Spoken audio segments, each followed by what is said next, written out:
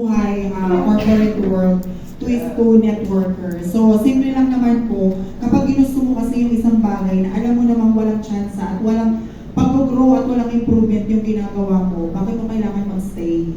Bakit kailangan mong ibigay yung oras mo na alam mo naman na hindi ka talaga kikita ng mas malaki? So, nung nakita ko yung opportunity na Synergia, wala na po ako tiningnan sa labas. Simple lang, salitang sakripisyo. Yun yung binigay ko and salitang focus sa ginagawa ko dito sa Synergia. Wala na akong binalikang trabaho. Wala na akong binalikan na job hiring. Ang mindset ko, ang Synergia na magbibigay sa akin ng mas malaking income at yung mga goal at pangarap ko, dito ko makukuha unti-unti. Diba? So, simple lang po ngayon, nagpagulang ako sa upline ko. Yung upline ko po nandito sa unahan, si Coach Rachel. Siya po yung nagpakita sa akin ng ganitong opportunity. So, kung yung mga bago na nandito, pinakitaan kayo ng ganitong opportunity, normal lang po sa umpisa, hindi talaga madali. Kasi nung call center ako, hindi naman po madali agad eh. Ang regularization ng isang empleyado, kailangan mo pang kailangan pang i-compute kung ikaw ba talaga ay karapat dapat i-regular. So, ganoon din po dito. Ang pinagkaiba lang po kasi dito, walang sweldo. Pero once na nakuha mo ang Synergia kung paano ang proseso, higit pa sa buwanan na sweldo mo, times 4, times 5 pa yung kaya mo kita. Diba? So, simple lang, wala ka na dapat tinitingnan na alam mong nandito ka ngayong araw na to, gabing ito sa room na to, may purpose si Lord kung bakit nandito ka. Ibig sabihin, pinapakita na sa iyo yung magandang opportunity. Yes! Diba? So, thank you and God bless you. So, syempre may tanong pa ako sa'yo. Okay, joke lang. What is the use of the beauty if the brain is empty? Joke lang. Ayan, so, syempre ito naman, ito kilala ko to kasi syempre direct ko to. So, ngayon kinakabahan na siya kung ano yung tanong niya, no? So, alam ko kasi kung paano siya nag-start, di ba? Kilala ko siya, ang dami niya mga struggle sa buhay. Ano ba si Mitchell dati kaysa sa ngayon? Next question. Paano mo na-overcome yung fear mo? Next question. Isa-isahin na lang ulit natin. So, yun. Ayan. So, ano ba si Mitchell dati? At ano nang meron ngayon si Mitchell? Ayan. Ayan. Good morning. Good morning. Ayan. So, welcome sa mga first timer, no? Ayan, tayo kay Coach Lourdes, kay Coach John, at kay Coach Archie. Kasi may ganitong segment, nakakatuwa, no? At least kaya paano, nandito kami sa inyong harapan para, yun nga, ma-share din kung ano kami dati. So, ako naman po, para sa akin kasi, nung time na naging part po ako ng Synergia, syempre, bilang isang nanay, kasama ko po yung anak ko before nag-start ako. So, wala nung sinabi ni Jun na focus, talagang kailangan mag-focus ka. So, kailangan, sakripisyo pa rin. Kasi nung start ako, hindi rin po madali. Bilang isang baguhan dito sa Synergia, kailangan, especially sa mga first-timer, so kailangan mo makipag-coordinate, cooperate, communication dun sa coach mo. Si Coach Lourdes pa yung direct apply ko. Kasi bakit? Kahit anong alam mo sa labas, tama, dahil pumasok ka sa ganitong larangan, kahit anong background nung apply mo, dahil siya ang nauna dito, siya yung may alam dito. So, kailangan ikaw mag-humble ka at the same time, itanong mo yung mga dapat mong itanong. Kailangan malaman mo yung mga dapat mong malaman. Ibig ko lang sabihin, ako kasi yung tipong tao, mayroong pagkukusa. Tama? So, may time na hindi ko alam, tinatanong ko kay Coach Lourdes. Tama, ganun din dapat kayo, especially sa mga bago. At kahit medyo luma-luma ka na, kung wala ka mang resulta, huwag ka rin hindi pwede na porket alam mo na talaga. Mas mainam na makipag-cooperate tayo rin kay coach natin kasi bakit? Ang sarili mo, may idea ka, pero still, iba pa rin pag galing sa apply mo. Para kahit pa paano yung plano mo mismo sa sarili mo, mag-grow siya at mas maging pulido. Tama? So, ganitong larangan, wala namang problema. Minsan, sarili mo rin kasi yung kalaban mo. So, kung sakali nakapag-focus ka, at alam mo naman kung anong mga tama, yun muna yung gawin mo. Kailangan dumating sa punto na kahit sino man ang umad lang sa'yo, wag kang kapayag na harangan kung ano man ang goal na pinupuntahan mo. Lalo na dito sa Synergia. Tama kasi sa ganitong larangan, pag nakamomentum ka, kailangan mong ito talaga ng sagad. Tama, kailangan kailangan lahat ng sakripisyo, kailangan talagang trabahuin mo to. Huwag kang papayag na darating yung time, alam mo yun, may hila sa ipababa na doon mo na lang marirealize na mali pa lang ginagawa mo dahil nagpadala ka dun sa mga negative na nakapaligid sa'yo. Ayun.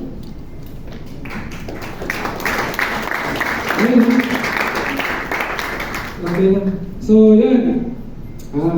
May tatanungin naman ako. Ito naman, estudyante. Yan! Sino yung mga estudyante dito?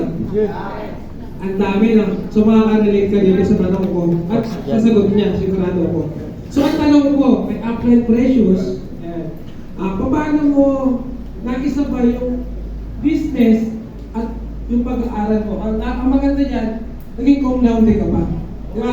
So, paano mo siya isinabay at hindi humadlang sa pagnenegosyo mo? Good morning! Good morning! Grabe, ang daming estudyante, no? Biglang nag-flashback sa akin. Parang niapon. Kasi hindi siya ganun naging kanali.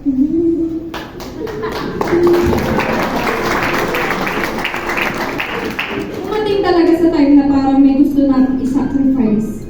Like yung pag-aaral. Kasi nasa momentum na ako eh. Pero nung time na ginagawa ko pa lang sa Synergia, sobrang saya ko kasi opportunity to eh, di ba? Sobrang ganda niyang opportunity para sa mga estudyante. Alam mo yan, as estudyante, makabenta ka lang ng isang wrap, isang kape, isang wine, malaking bagay kung may kung bibili ka ng libro, uniform, pamasahe, nang hindi ka manghihingi sa magulang. Di ba?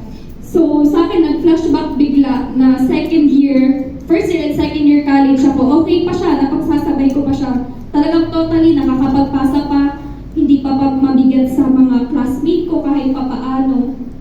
Na alam mo yun, talagang kahit pa paano nakakapakupa kung paano ko i-manage yung oras ko. Dumating sa time na third year college na ako, plinanuhan na ako ng apply ko, nandun na yung pressure, nandun na yung system na kailangan, ito yung araw, ito yung buwan, ito yung kotse na ilalabas mo. So habang gumagawa ako activities, kailangan ko siya ipasa alas 12, tapos may magchat-chat, kotse, di ba? Ilan na ipon mo, ganyan. Alam mo, swerte mo kung meron kang, bless ka kung meron kang upline, na lagi kang pinupush all the time, na magkano na ipon mo, anong production mo ngayon, ano yung gagawin mo bukas, kasi hindi all the time may nagmo-monitor sa'yo. Tama-tama. Diba? So, kumbaga, pag may nagmo-monitor sa'yo, i-monitor mo rin yung sarili mo. Ngayon, ang isang bagay, mahirap na siyang gawin. Gaya ng pag-aaral. Sabayan mo pa ng pagnenegosyo sa murang edad. Mas mahirap po siya. Diba? Lalo first time or new blood ako sa ganitong industry. Pero sabi nga nila, yung experience kasi yung magtuturo sa'yo kung paano mo mas i-handle yung oras mo. Diba? Dumating sa time na third year college ako, sabi ng isang upline, sabi niya, tawag dito, mamili ka na lang. Magkakaresulta ka, pero bibitawan mo yung pag-aaral mo. Sabi ko, hindi pwede kasi regalo ko talaga yun sa parents ko. Diba? Kasi pumasok ako kay Synergia, problema ko lang, or ko lang, pambili ng libro. Hindi ko pwedeng bitawan yung pag-aaral ko kahit kumikita ako 100,000 kasi yun lang yung pinaka-regalo na mabibigay ko sa papa ko. So, buti na lang nilaban ko siya, kaya naniniwala ko kung estudyante ka, nagawa ko, magagawa mo din. Diba? Hindi solution na mag-easy sa school.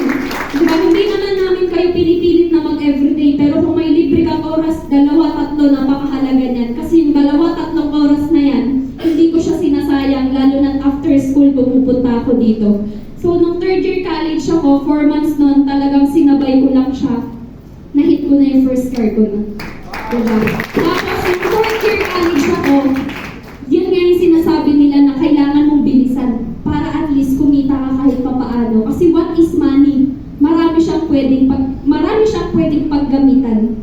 Diba? Nung fourth year ako medyo gumaan. Hindi naman sa gumaan na totally na wala akong ginagawa. Pero dahil may pera ako, gumagaan siya.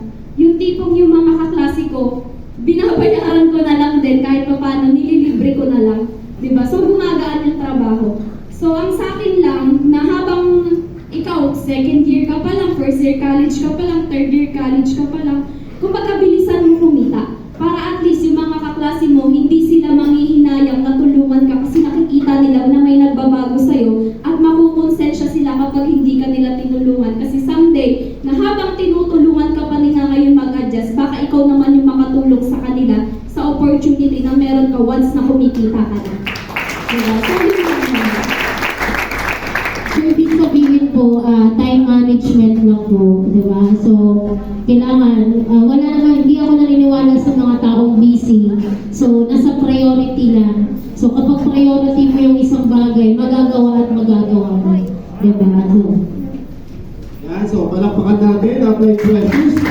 So syempre, yung next job na tatanungin ko naman, baka makanggit. Meron ba dito mga parents na? Tapos yung mga magulang na? Taas mo yan!